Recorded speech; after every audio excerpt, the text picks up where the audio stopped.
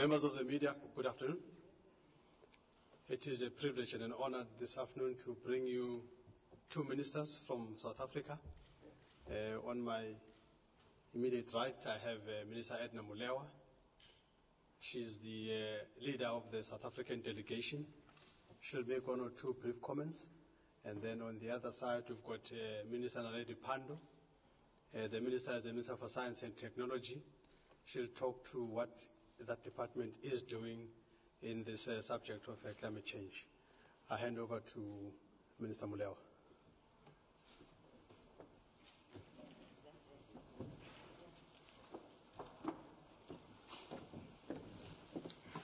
Thank you very much once again, Mr. Jimmy Manyi. Ladies and gentlemen from the media, we have once again called this media conference to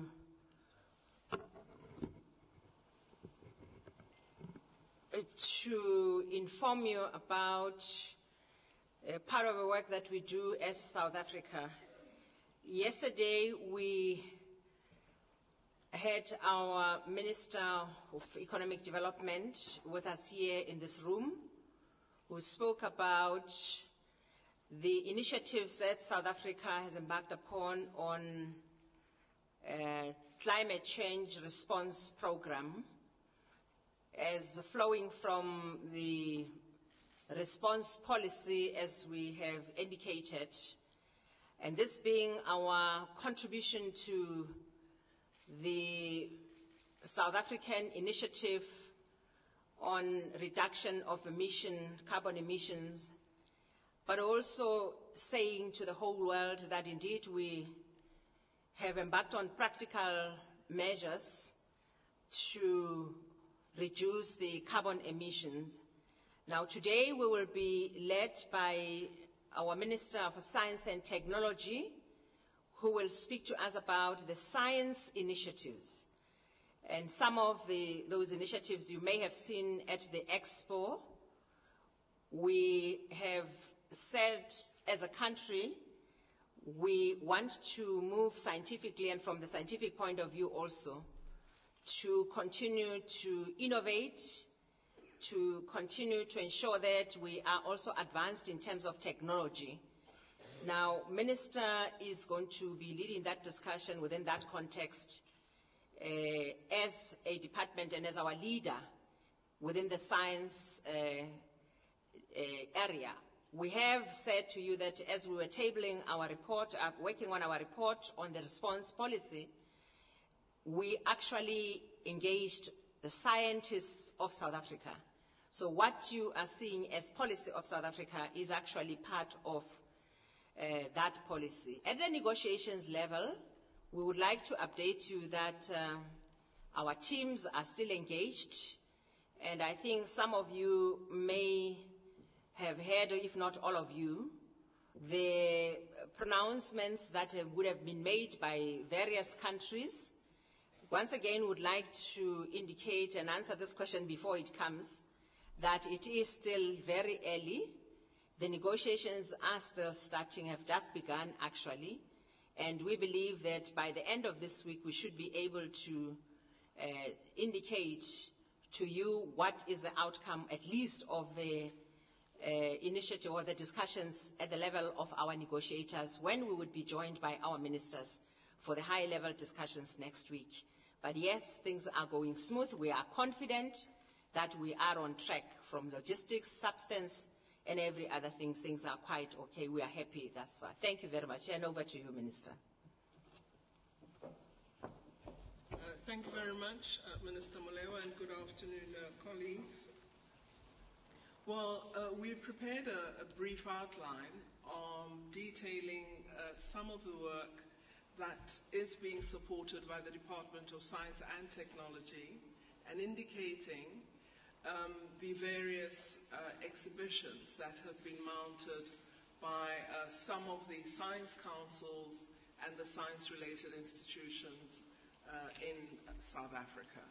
We also are pleased that we have some international collaborators present here at the COP17, meeting, and they also have added their information and exhibits to our various stands. I'm particularly excited that we have the group on Earth observation. The global office is present here in South Africa, in Durban. This is a very important organization because part of what we must manage in responding to the challenges of climate change is to ensure that governments and non-governmental institutions have the data capability that allows them both to anticipate the impacts of climate change, but also to make appropriate policy and technological interventions in responding to climate change. So the Group on Earth Observations draws together countries in both developing information systems as well as agreeing on the sharing of data that is collected via satellites that are in use throughout the world. So we are very, very excited as a department that the Group on Earth Observation has been able to agree that we will ensure that we share data and that we support countries that do not have access to this level of data, that they actually get the data and are able to use it at national, regional, and continental levels. We're also very excited that we have our Applied Center for Climate and Earth System Science exhibiting the early work that they're doing, because this is a new initiative supported by the Department of Science and Technology. And its intention is to really work with the Southern African region institutions and then straddle the continent in order to ensure that we become more able at generating knowledge and information on climate change matters, as well as on responses that could adequately address some of the significant challenges that we're confronted with. Many of you are aware of the South African Risk and Vulnerability Atlas, which seeks to support state institutions as well as non-governmental organizations and communities in having material that allows them to anticipate and prepare for potential hazards and disasters. So I think we are showing that as the South African Department of Science and Technology, we have begun to develop the institutional capacity and the global partnerships that allow us to then get to a point where we'll be able to work with various sector government departments and support them in using knowledge to develop responses to climate change impacts that have to be responded to by ourselves as policymakers and as actors in society. We've put before the public the Joule, which many of you are familiar with, the electric car that was developed by scientists in South Africa. Of course, we've now handed this over to those who should be responsible for the commercializing of this very important product, because it's not our business to manufacture cars. So we are handing this over, and we hope departments such as the Department of Trade and Industry and Economic Development will agree that it is important for South Africa to be a player in clean technology, mobile development, so that we don't become again a client of others rather than a producer of our own goods. The Energy Efficiency House, developed through work that has been done by City Power Energy Company as well as the CSIR, is an important, I think, intervention in providing us with green human settlement models that can be utilized as we provide appropriate human settlements in our country. I was very excited today, Minister Molewa, to announce the launch of the Young Southern Scientists Summer School program, which is a mirror of an international program that is run by the International Institute for Applied Systems Analysis. The Institute has run a program over many years that invites young scientists to participate in training on multidisciplinary approaches in addressing scientific problems throughout the domain of scientific disciplines in the science and technology field. We decided that we wanted to have a summer program in the south and not have our young people going to the north all the time. So we've agreed that we will begin from 2012 to mount a Southern African Young Scientists Summer School program, which will begin from December 2012 through to February 2013. So we're very thrilled that the Department of Science and Technology has made 9 million rand available over a 3-year period beginning end of 2012. And this will involve 50 young scientists at the initial cohort of master's and PhD science graduates participating in a summer school program where they will get training and support in acquiring key competencies in executing their research programs using analytical methods that utilize multidisciplinary approaches in investigating specific scientific issues. Finally, Chairperson, from today we'll have a new display added to the CSIR stand.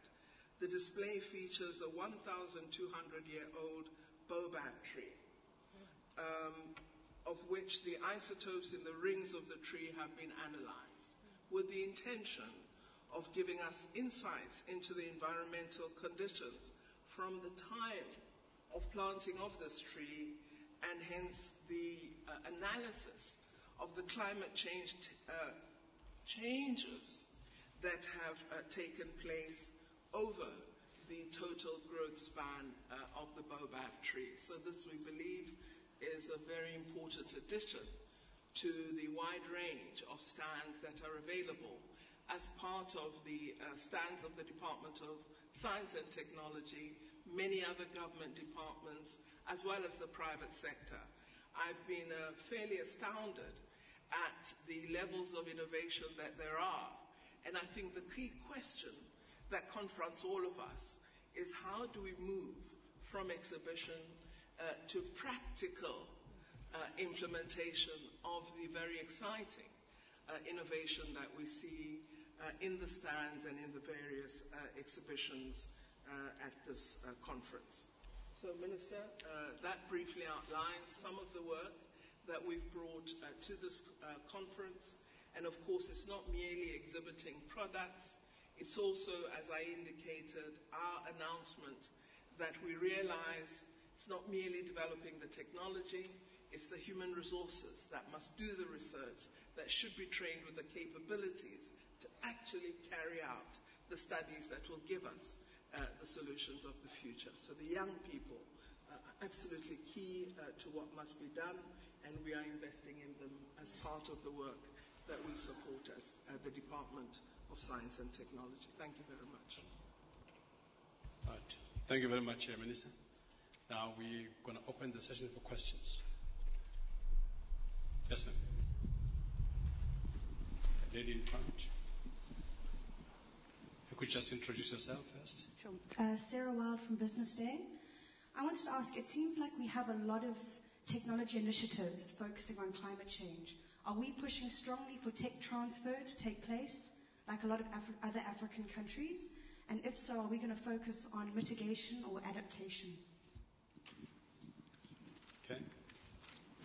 Any other question? Okay, Minister.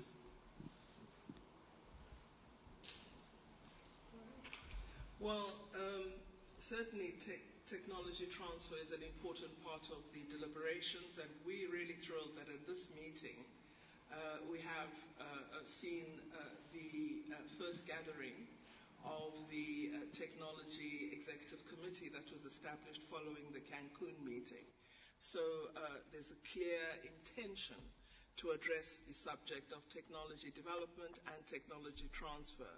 And we have supported the very robust calls for more action on technology transfer, and particularly the development of a funding pool that would allow us to give effect to support for technology transfer to developing countries. What we, of course, are keen to ensure we do is, as we see technology transfer, we shouldn't be getting old,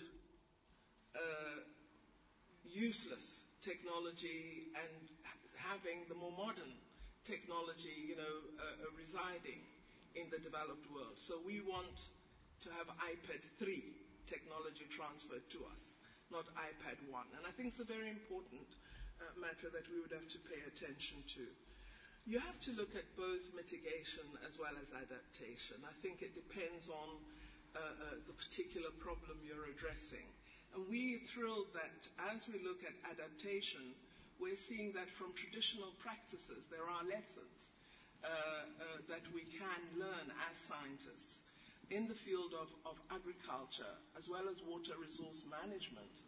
We've begun to identify in communities practices that actually can support adaptation. And of course, adaptation in the areas of food security would be supported by work that's being done with seeds research at the CSIR, and work being done by the Agricultural Research Council. And again, the indigenous knowledge comes into play there, because there are real opportunities both for responding to climate change impact, but also addressing the economic opportunities that communities want to see emerge as scientists and technologists work with them. So we are really trying to address both mitigation, ensuring that we reduce the impact, but adaptation and development of methodologies that actually do render us able to more effectively respond to the impacts of climate change. So I don't think it's an either-or. I think it's both, and it really would be contextually defined rather than imposed from above. Okay. Second round of questions. A lady right at the back.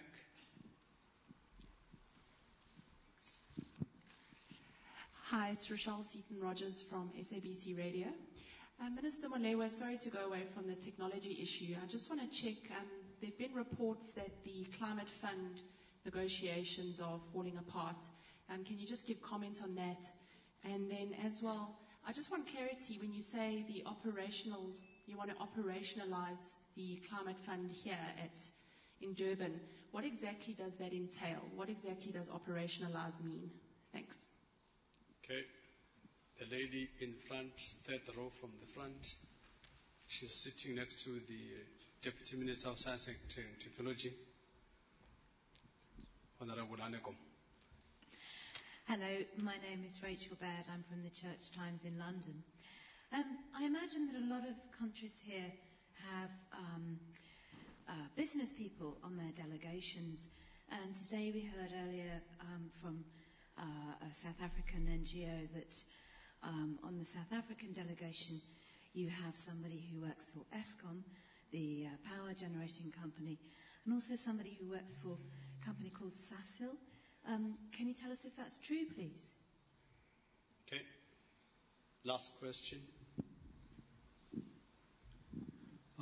In the context of technology, you mentioned if you could please rise for the cameras. This is Hardev Sanotra from INS India. In the context of technology, you talked about seeds. Do you envisage importing genetically modified seeds for the third world, and would you advise use of that, the latest ones? Okay, we'll start with Minister Pandor.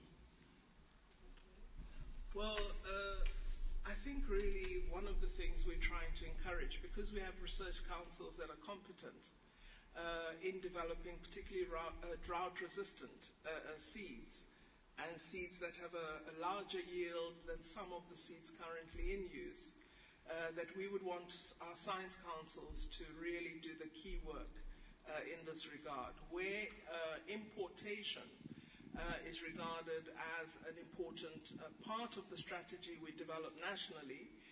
We would clearly look at that. But really, we would like to see a stronger national and continental development of responses rather than merely importation of solutions from elsewhere.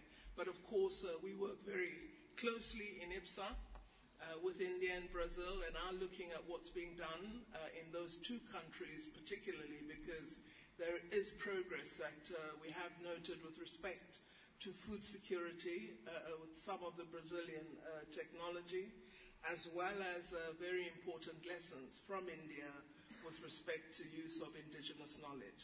And thus, one hopes that we will develop complementarities where we can share the outcomes of our research and development work, rather than South Africa merely absorbing technology from elsewhere. Thank you very much. Let me start with the question on delegation, South African delegation. We establish or put together our delegation in this manner. The civil society organizations are requested to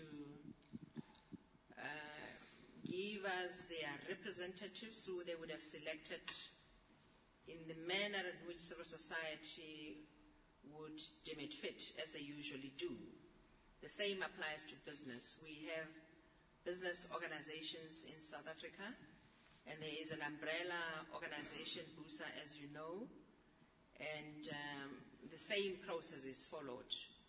Government does not say, as business, we would like to have representative from that particular company or that particular company. That's how the representation or the representatives are actually appointed and or elected.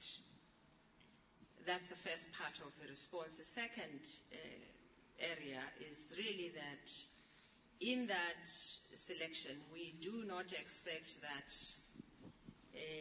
as business or even as civil society, there would be a criteria used that is like, who is this particular person or the company representing.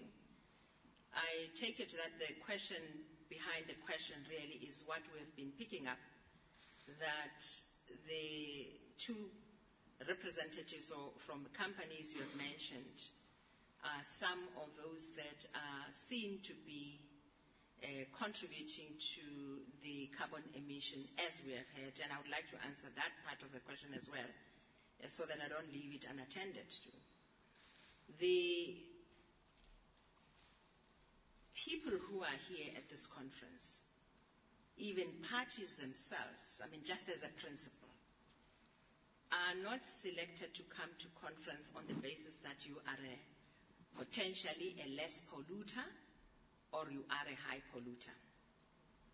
If that would be the case, I'm sure some of the people would not be here. Countries would not be here. People are selected to come and bring their innovation, their brains, their capacities, their capabilities, to come together as the world and with the world to find solutions to this very serious challenge of humankind, which is climate change. That's how we look at it, and that's the criteria used. So the two companies' representatives also come in that manner. They're really here as representatives. They are part of a business delegation. That's why I said they actually were selected in that manner. And by the way, may I also indicate that the delegation from ESCOM even has the World Business Council. They are part of the leadership of the World Business Council. That's the extent to which they are contributing to finding the solutions. The operationalization of the Green Climate Fund, what do we mean by that? Let me just take a step backward. We don't necessarily talk about operationalization of the Green Climate Fund only.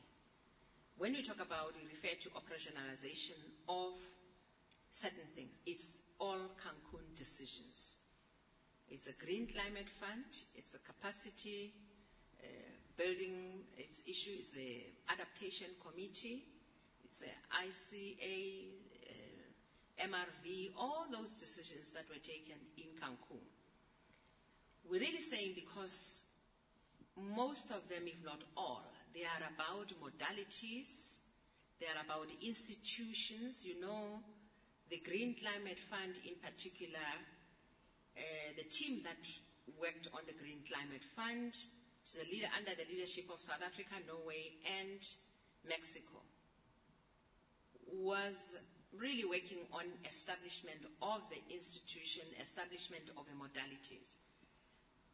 The sources of funds aspect has not yet been dealt with. And therefore we believe that if we delay, or if conference was to delay a decision on the modalities and this institution and how it needs to be formed, all those issues that have been agreed upon as they were processed throughout the year by all countries or country representatives, that would delay even the aspects of finding sources of funding and even getting on with the work that the world needs to do with the availability of these funds. I may as well say that, by the way, it is not expected that this Green Climate Fund, the funds that are to be in the Green Climate Fund, because here we're launching a share, the funds that are to be in there are not necessarily expected to be implemented or to be utilized in this coming year. So the discussion about the sources of funds still needs to take place, and in COP18 we should have some progress. So in a nutshell, that's what we mean when we talk about operationalization. Adaptation committee, the same. We need to have a decision by conference, that's what we're expecting, to say that yes, we agree with this modality, with this institution as it is proposed to be set up. And we believe that a lot of work has been done and good work has been done, including on the Green Climate Fund. As for the possibility of falling apart, we are at this point in time still confident that we are on track with regards to operationalization of the Green Climate Fund, amongst other issues that we have to operationalize as coming from the Cancun decisions. And that's how far we are as per our processes and information that we have in terms of discussions. Thanks. Okay. You don't have any concluding thoughts, Minister? Otherwise we close. Okay. You're okay, Minister? I guess that, one of the things we tend to forget, DG, is that social science is also critical to us managing the challenges that are posed by the negative impacts of climate change. Communities that are vulnerable are hit particularly hard, livelihoods are destroyed, and thus social science has an extremely important role to play, both in working with communities to both deliberate upon and develop responses to these impacts, and then utilize social science in order to strengthen communities' ability to adapt to changing conditions. Having recognized the importance of the social sciences, we agreed to host a symposium led by the Human Sciences Research Council, and it indicated very clearly that we have neglected the role of the social sciences and have tended to focus on the natural sciences as being key to this area of human challenge. But we believe it is important, and I'm very pleased that we had a successful symposium led by our Human Sciences Research Council. Thank you very much, members of the media. Thank you very much, ministers.